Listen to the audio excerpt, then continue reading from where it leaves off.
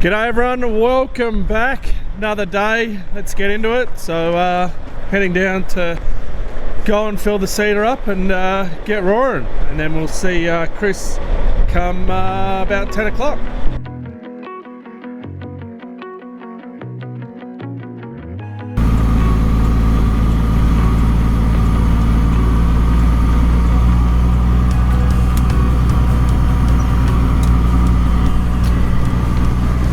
Rightio, so Chris did 2 outside laps yesterday, so when I get there he's hopefully pulled the cedar up, so it's just ready for me just to pull straight in and fill. So once I'm filled, I'll show you. I've got to do a 3rd lap just on the bush, and then I can start my up and backs, and then I'll be able to show you guys the turn automation in there. I'm hoping John Deere out this morning, so today's Tuesday, yesterday was Easter Monday, so it's the 22nd of April today. So John Deere should be out here to do the brakes and the blockage monitors that they've not sorted out yet. They've got to hear from John Deere about that. And then hopefully Jake's out here as well to show me the tyne automation, so I can have the tynes lifting up and down all by themselves with the turn automation. So yeah. Hopefully we'll be stopped for a little bit at some point, and then hopefully we'll be able to keep on roaring. So that is the plan for the day. The only thing I'm hoping is that I don't get bogged when I'm out here by myself. That would suck, because well, I mean the paddock I'm going to is very hard. It's a hard paddock, but you just never know. I thought the other paddocks were hard and I got bogged, so let's go find out together. He has pulled it up for me, so it's ready for a fill, but he's done it unfortunately in the worst spot. This is the low lying area, and I will get 100% bogged here. So just now I'm very squishy underfoot. I cannot load here at all. So I'm going to pack my cone away and we're going to move. So for me, the safest spot to do this is going to be just over there. It's hard ground there. It's out of the paddock, but that doesn't matter. As long as I can just pull it up and get it all to be even and ready for me to fill, should be fine.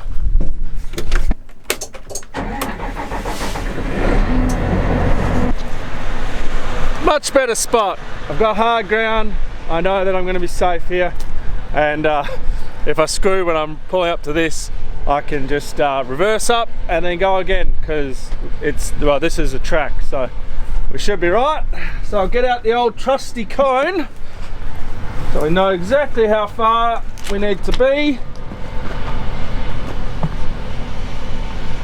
Right about there. So as long as I come in square to that cone there, it gets me level to do both bins, well, all 4 bins, both augers. Not that I'm doing my front auger today, I'm out of canola, but yeah, just good practice.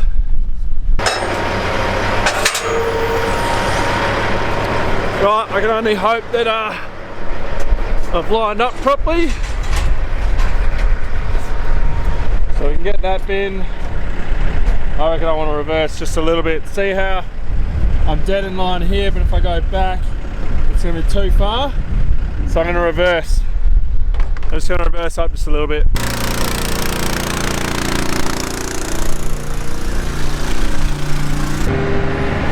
Right, I am ready to roll. I'm going to line up on this line here, and we're going to go scooting on up it.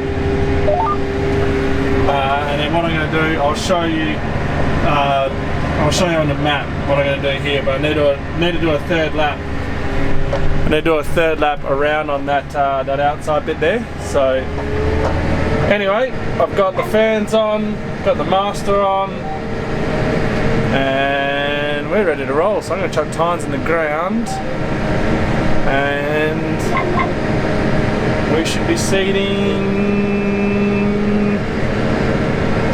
now.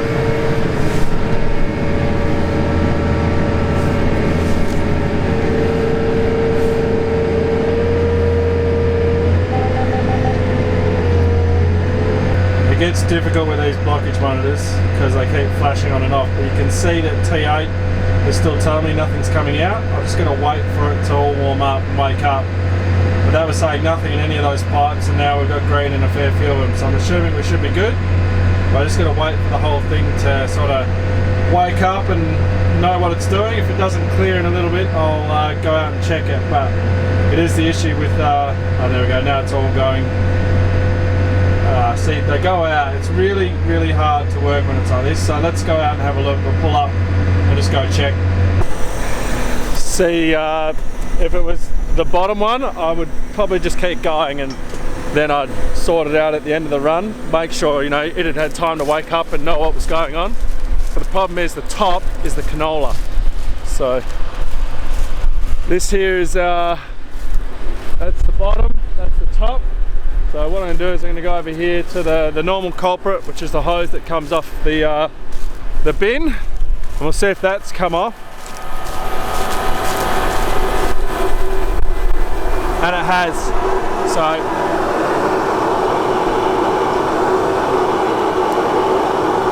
see how it's come off there? So what it was doing was getting enough canola to come through for those 2, 3, 4 sections that it was, you know, I was a bit unsure. Anyway, we'll just chuck this back in and tighten it up. That's all we can do. So I've got that all back up together. We did lift it over the top of the jack there just to try and see if that would help reduce the pressure when it's, I think it's when whenever we turn too sharp to the left. So yeah, those blockage monitors are just next level good, but they need to work.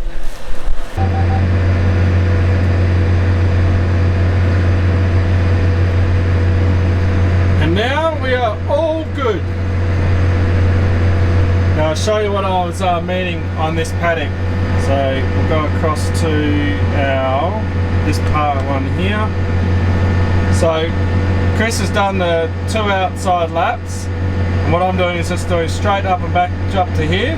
Then we're going to do the 3rd lap around this, and then we're going to fill that in first and then come back and then fill that. And the reason for that is this stuff here on the bush is just really tight to turn around on 2 laps. So we're just giving ourselves a 3rd lap just to make sure everything's schmicko and fine and it's going to go in okay. But yeah, that's the reason for it.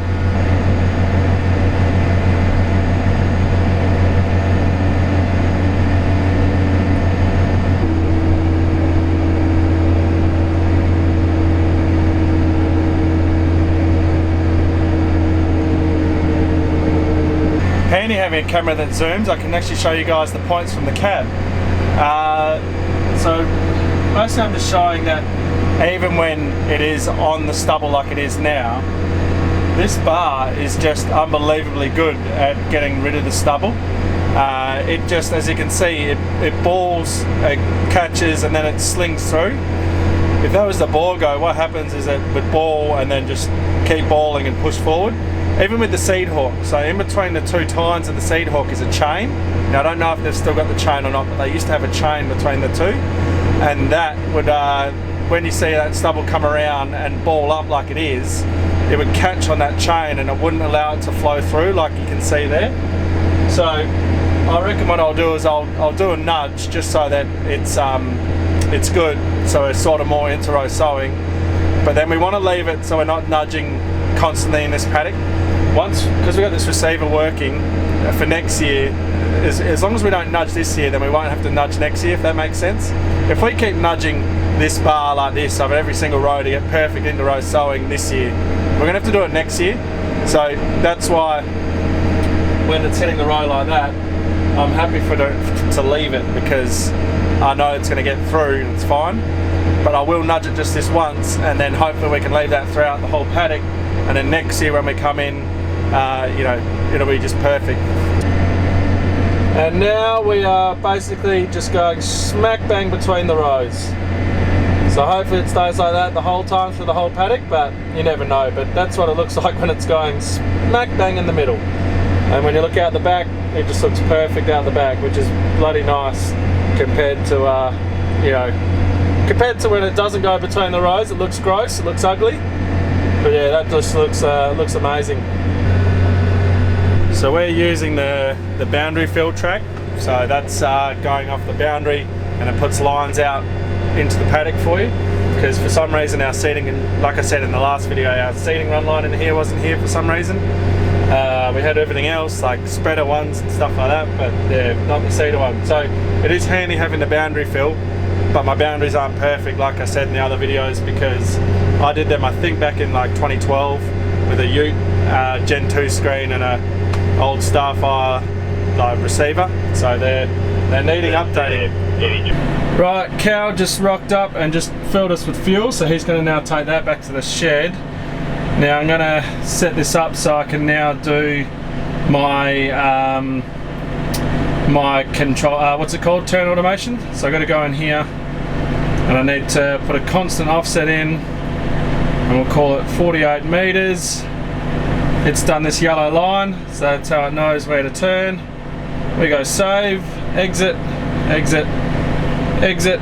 So now we've got our line. We're going to turn automation on, and then I'll show you guys this when we're up the other end. Right, we are underway, so I'll walk you through what we do. So we've got our turn automation here, it's on, we've got the speed control on. So I run this in number 1, so number 1 up there, you might not be able to see. They've got it at a max of 8.8 k's an hour, and we have our engine revs here at a max of 1850. So it's only going to use the amount of engine revs that it needs. So you can see we're at 1700 at the moment. Now in here I've got the max speed for the paddock is 8.5, so it can get us up to 8.5 k's an hour, but it won't go above that. Our turn speed is at 5.4. I've got it turning 5 meters after our we pull out, and then if I come here, we go into here, we can see at the end I'm going to skip one, so I can change this to go over that many, and yeah, you just basically choose. So that's the run we did this morning. We're going to come up, we're going to turn, we're going to go back down on the other side.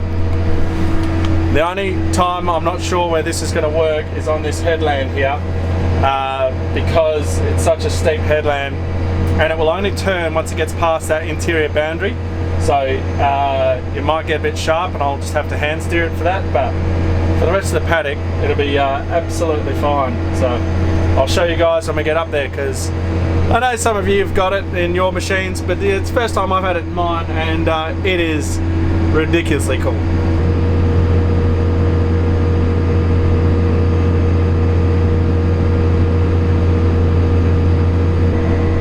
So you can see what I'm meaning with inter-row sowing, how on the left hand side there, that was where we were coming up and we were hitting the row, and then now, because I did that nudge, you can see that we are perfectly in between the rows, and yeah, it's just chalk and cheese for what it looks out the back.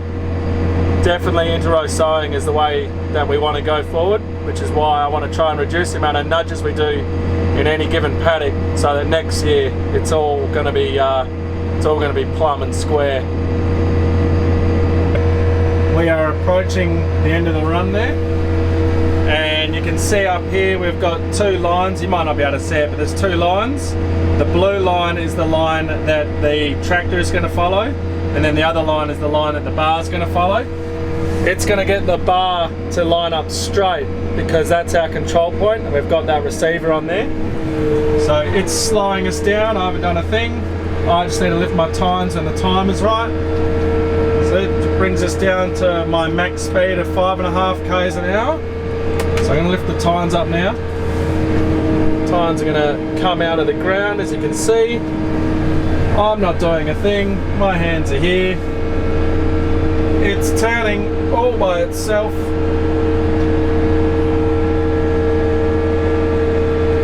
Now hopefully Jake today will teach me how to do the tine automation, so that I can program it to lift and lower the tines at the correct times, so that literally all you're going to do is just sit in here and just tell it which way you want it to turn.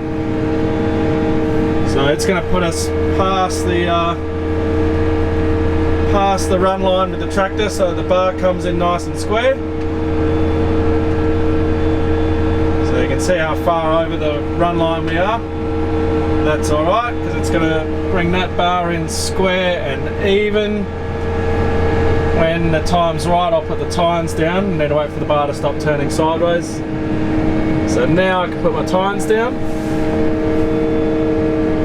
And then once we are out of the headland, it's going to then speed us back up to our 8.5 k's an hour.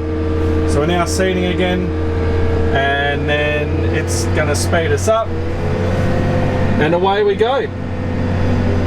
Which I just think is just the coolest tool to have for this tractor. It means that I know that it's going to get turned correctly every single time. Even when I'm on it, I don't turn it correctly, but I know that that's going to get turned correctly.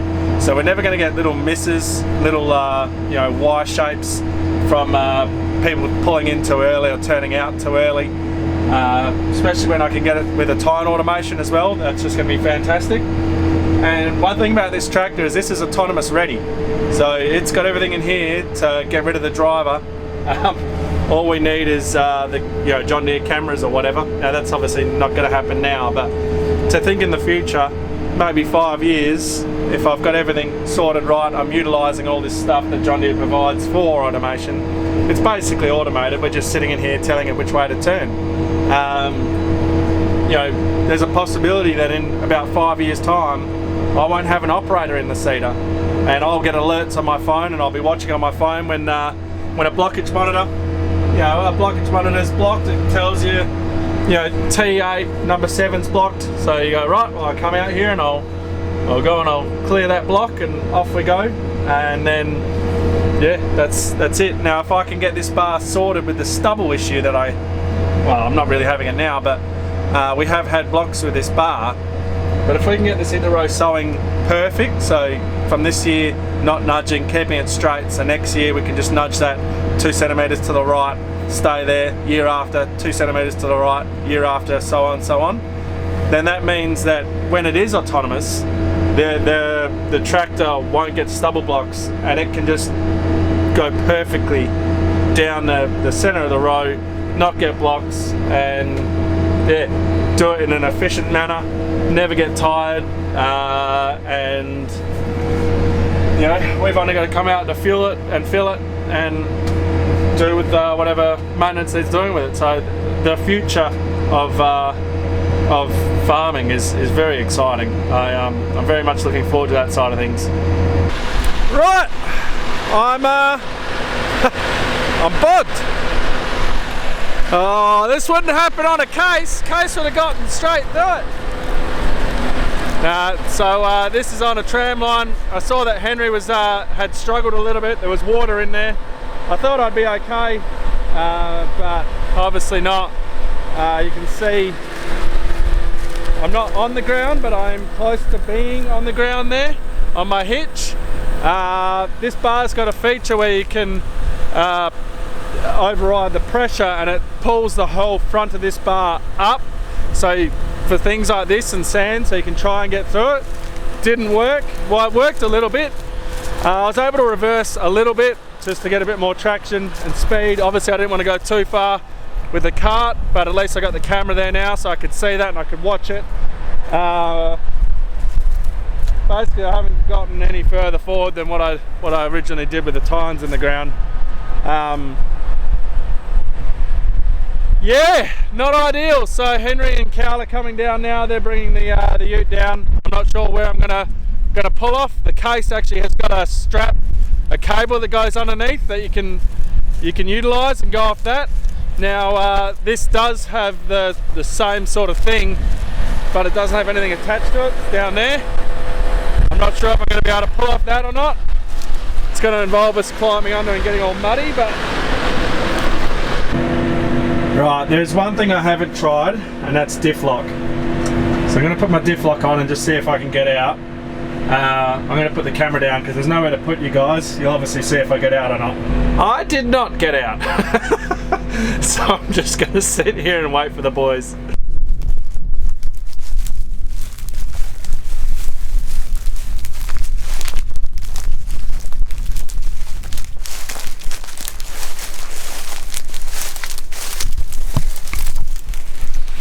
One problem with caster wheels on a bar is when it gets something like this, they just get stuck. The Borgo, giant big wheels on the front was the best thing I've seen on a bar. If you could put them on here, they'd be so much better, because obviously that's not rolling through how it should, and then that's also acting like a brake. I then could risk pulling these tyres off the bead, or doing something to the wear plate up top there, which is obviously not good at all. So yeah, it's if they could get rid of caster wheels, it would be ideal. Here's Henry, so he's got all the straps on board, so we'll start strapping this up so that when Carl gets here we're ready to pull her out. Okay, what we're going to do, we're going to pull from back here. That's where you're supposed to pull from. I don't want to pull off the diff, it's quite a lot of weight.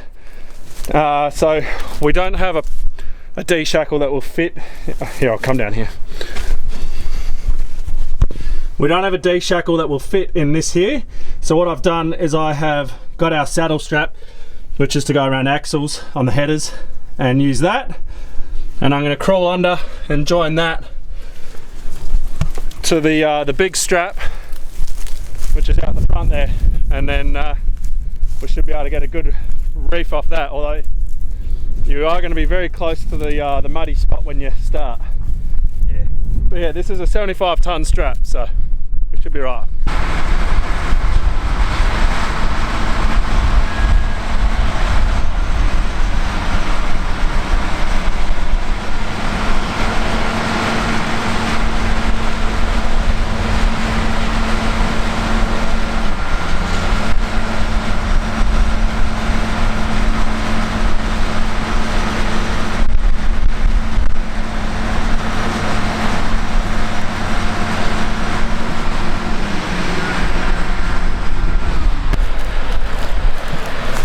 We're out. Now, we didn't have the correct shackles or anything, and we have ruined our saddle straps, so I'm going to need a new one of those.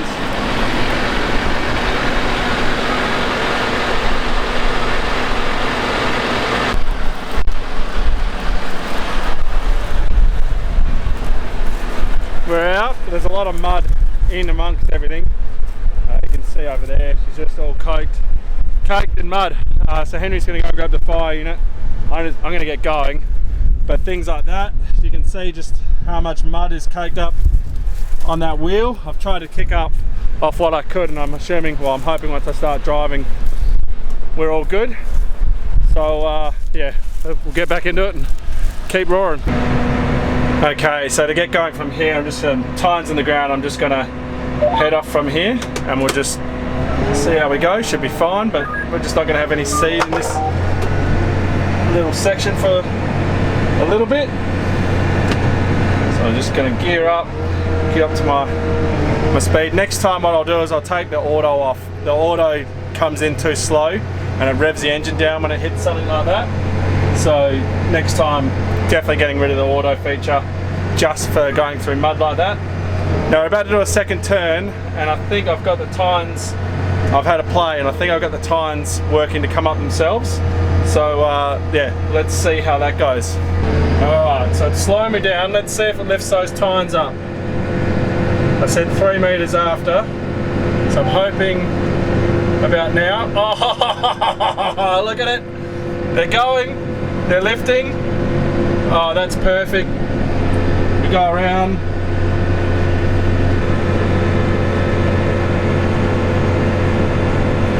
Alright, getting onto our line. Let's see if it's going to go in. I think I might need to change it to maybe 4 or 5 meters, because now is when I put my tines in. Let's just see what it does.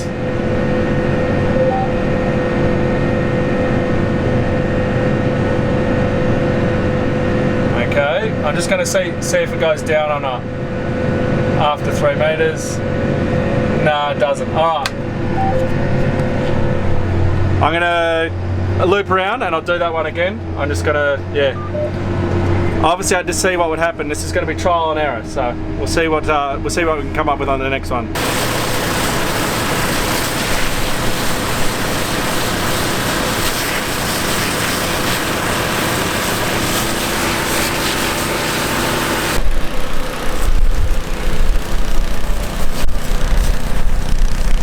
just jumped on the hose for me because I had a phone call. But you might be asking why we're getting the mud out. So you can see that pile just there. We go with our hands, just grabbing it all out of the tracks. What happens if you leave the mud in the tracks, you can end up with damage to not only the track or the roller, but any wires or hydraulic hoses in there as well. If it keeps building up, you're going to end up with damage in there as well. So the best thing to do is just straight away just get the pressure, water, whatever, and just wash them out. We've learnt from experience. We didn't do it once and then we ended up with a track issue on art. So there's obviously a lot of mud in there, as you can see, so that's why we're getting it all out now. So I've got the tines coming out of the ground perfect. I haven't got them going into the ground perfect, but it's hard. I can't do it here because we're on this silly headland. I need to wait until I'm on the perfectly square headland to be able to dial it in. So I've actually got Chris coming out now. He's going to swap with me. Dad is he's actually nearly here. He's delivering meals for the next couple nights, and he's also got some banjo fittings so that we can fix the tap that's now leaking on the truck. And there's also I've also got to give him a whole bunch of stuff to take back into town because Rhiannon's at Pony Club camp with the girls, so I need to go and do that. Now Jake's out here probably about lunchtime, so I'll come and jump back on this probably about then and get all that sorted, and then get whatever Jake's got to get sorted on this thing as well. And hopefully after he's out here, I might even be Jake doing the bleeding of the brakes out the back and all that sort of stuff. So there's Chris right now. That is a whole bunch of banjo fittings to replace that three-way tap up top because it is leaking. Just getting through. It is just getting through. Now the banjo actually do have a three-way tap, so that's what that bad boy is there. So we have one more piece of the puzzle left to go, and that is the where we fill from. So the entry, like the inlet to the pump. So if this works well, we'll just see if that one, because that one is starting to leak as well. And we might be changing that one as well, just a pain in the ass, but hey, this is what you gotta do. Anyway, the case is all cleaned. I did that yesterday, all washed, so I'm just gonna bring it around here so we can start cleaning the cab out. As you can tell, it's very windy, which is not good for Henry. He was able to, he just had to do 60 hectares of spraying in Atherton's Long just to finish all the, what's it called? Come to me, all the knockdown. And then he's just got to do the canola left, so it's about 200 hectares, no, not even that he's got to spray. Well, maybe 200 hectares of canola he needs to spray out. So when this wind finally drops, he's going to go and do at least a tank, because otherwise tonight Chris won't get very far. That is a cable that runs all the way to the front of the tractor and is sitting there ready to go for whenever you get bogged. I'm honestly thinking of maybe stealing that and putting that onto the Johnny, because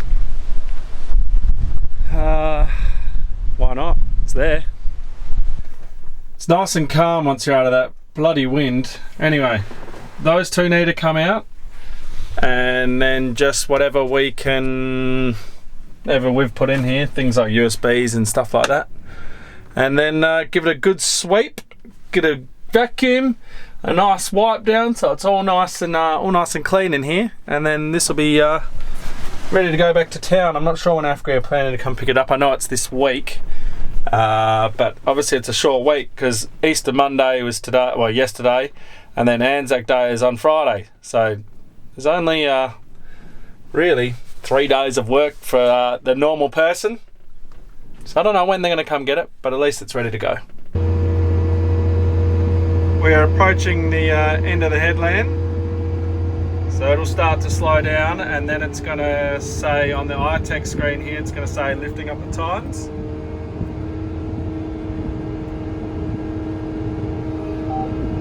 Tynes are going up. If we go have a look out the back, we can see that they are coming up and now in the air.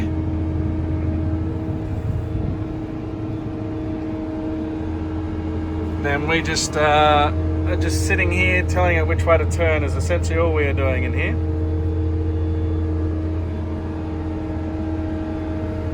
Alright, it's going to come in on our run line here.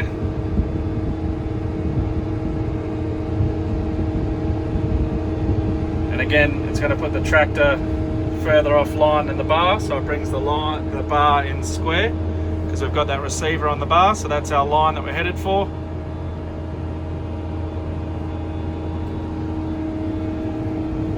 And then in a sec we're going to get it saying, iTech is going to say that tines are going down, and the tines will go down out the back.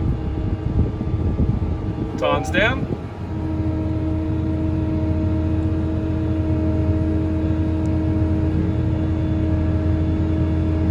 Tines are all in the ground. We're seeding away, as you can, well, you can't really tell by the blockage monitors, but by the spraying of the liquid, speed is back up, and off we go. That automation in there is, I'm giddy like a schoolgirl. That it's just awesome that I can get it like that. Just the compatibility, it really is just so much easier. So the obviously the tines are lifting up, going down automatically. It's turning automatically. All we need to do is just tell it which way we're turning, and that's it. It's all done. As soon as we're able to go automation, so autonomous, the seeder driver is going to be the first job at risk on this farm, I reckon, because like I was saying before, as long as I can get my stubble to all line up this year, and so then the next year it's only nudging once, and then the same the following year, you only nudge once. It's going to be, yeah, it's going to be next level. The future is very exciting. I'll just leave it at that. The future is very exciting. So I'm going to go catch up with Henry and Cal. They're just down at Henry's place doing a bit of gardening. We're going to go up now and we're going to have a go at chucking all those banjo fittings onto the truck, and then we need to fill that, get that ready, because he's going to need to fill, I think, about 5 o'clock. He's still got about 60 hectares to go, so about 5 o'clock I think we'll do a fill, and then that'll get him to 12. A bit buff.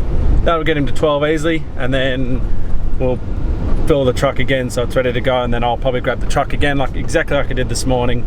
5:30, grab the truck, go and fill up, get going by 6 sort of thing, and yeah, we'll get in a rhythm and we'll make it work. We've got all these banjo fittings to replace this assembly just here, so it's leaking through the seam of this. I've tried tightening it up and it's just leaking out, so it's obviously eating away the seal that's in there. The guys have tried heating this and we can't really get it off. We do have just enough hose to cut that, and then cut the one down here, and we'll be right to keep going. So yeah, then we'll get assembling and we'll get it all up.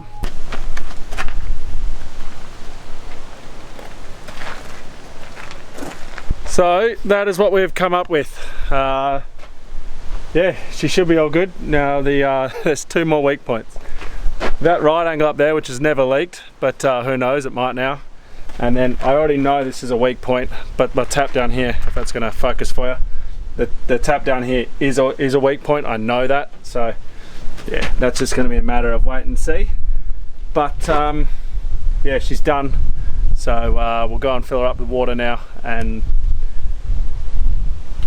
actually we'll go and wash it.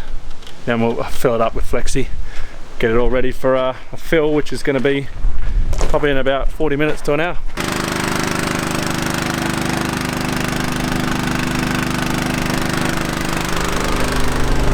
That all seems to be going well. Doesn't seem to be leaking, which is good. So hopefully we've sorted that leak out. I'm going to leave the boys to do a fill by themselves tonight. Cal's going to come back, refill this truck so it's ready for me tomorrow morning to grab and go tomorrow at 5:30. Because he's still about an hour away from needing a fill, so it's nearly 5 o'clock. Well, it's 5 o'clock now, so about 6 o'clock they'll do a fill, and that'll get him through to midnight. So that's the plan. So I'm going to leave the video there, guys. So thank you for watching. Don't forget to like, subscribe and share. I'll catch you in the next one.